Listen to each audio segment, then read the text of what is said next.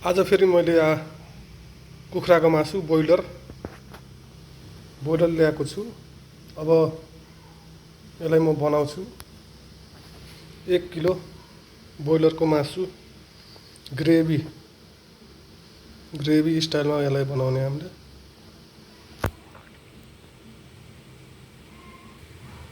ल अब म यसलाई बनाउन जाँदैछु। ग्रेभी यहाँ पेन तताउँदैछु।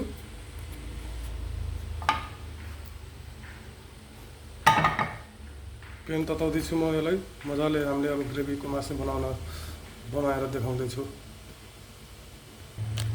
तेल हाल्छु यसमा म।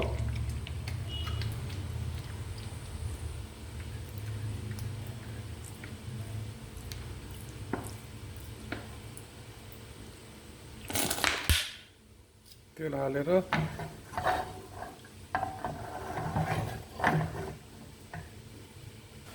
तेल तातिसकेछ।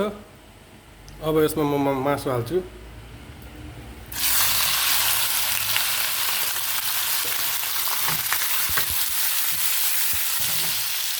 अहिले मजाले हामीले एकछिन भुट्नु।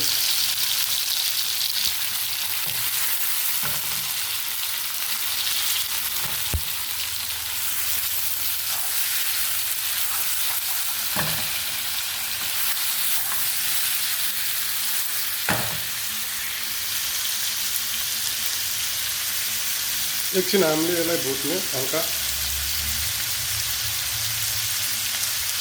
यसलाई हल्का रातो भुट्ने।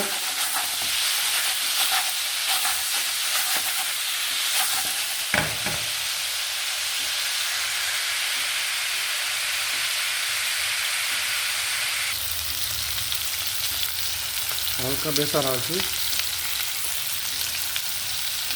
हल्का बेसार टक्क।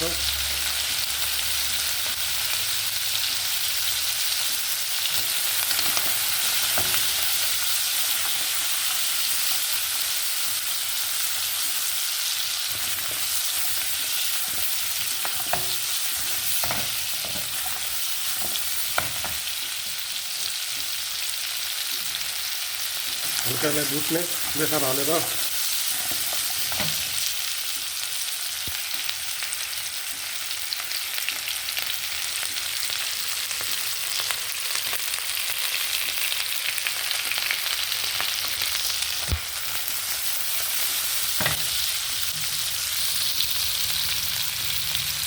यसलाई रातो हल्का भुट्ने। अनि रातो भुटिसकेछ। अब हामीले रातो भुटिसकेछ। अब हामीले यसमा प्याज एड गर्ने। प्याज हल्का टस गरिदिनु।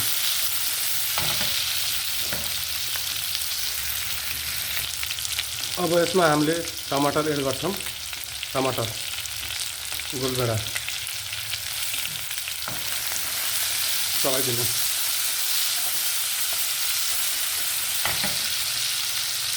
गोलभेडा हाल्यौँ।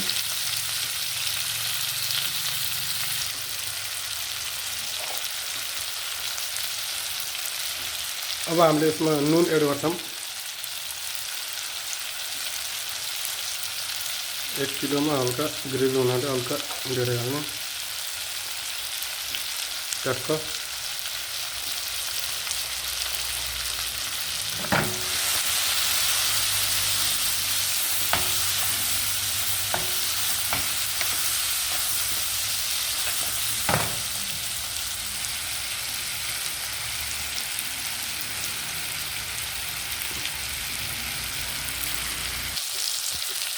अब हामीले यसमा जिन्जर गार्लिक पेस्ट हाल्छौँ।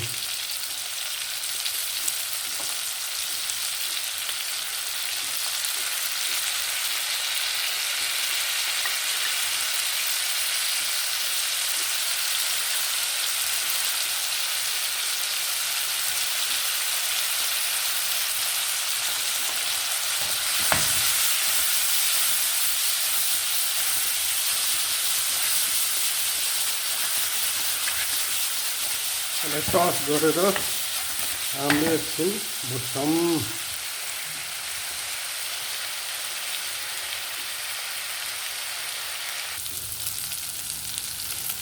मजाले पाकिसकेछ। अब हामीले यसमा खुर्सानी चिल्ली पाउडर हल्का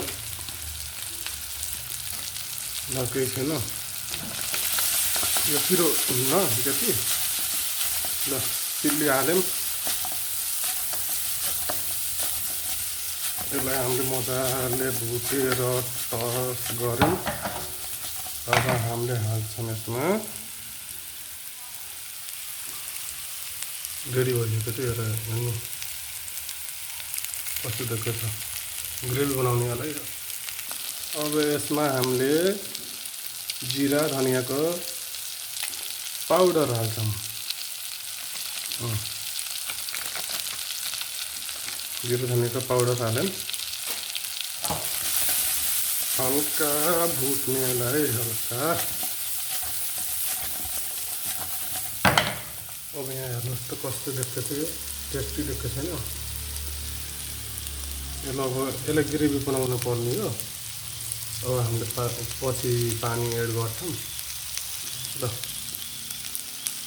यही भिडियो।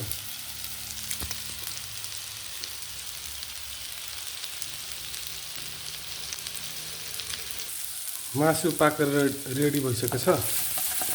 अब यसलाई हामीले ग्रेभीको लागि यसमा पानी एड गर्छौँ।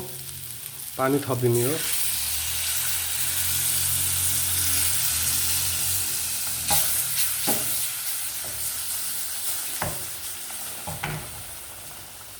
पानी थपिदिने, हल्का यसलाई बोइल गरेर हल्का खलखल्ती भएपछि हामीले ट्याक्क निकाल्ने। मासु पाकेर रेडी भइसकेको छ।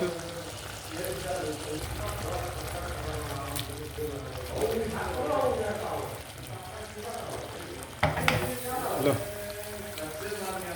यो हाम्रो उता अब सर्भ गर्न पर्यो, त्यो उता सर्भ गरेको भिडियो बनाउनु ल। यो भिडियो हेरेर अब लाइक सब्सक्राइब गरिदिनु होला। ल थ्याङ्क यू फर वाचिङ। जसले अब भिडियो हेर्छ अब थ्याङ्क यू भन्न चाहन्छु। ट्याक्क धनियाँ माथिदेखि धनियाँ, ल डेकोरेसनको लागि ट्याक्क। अब हामीले यो सर्भ गर्छौँ। ल थ्याङ्क यू। ल बाई।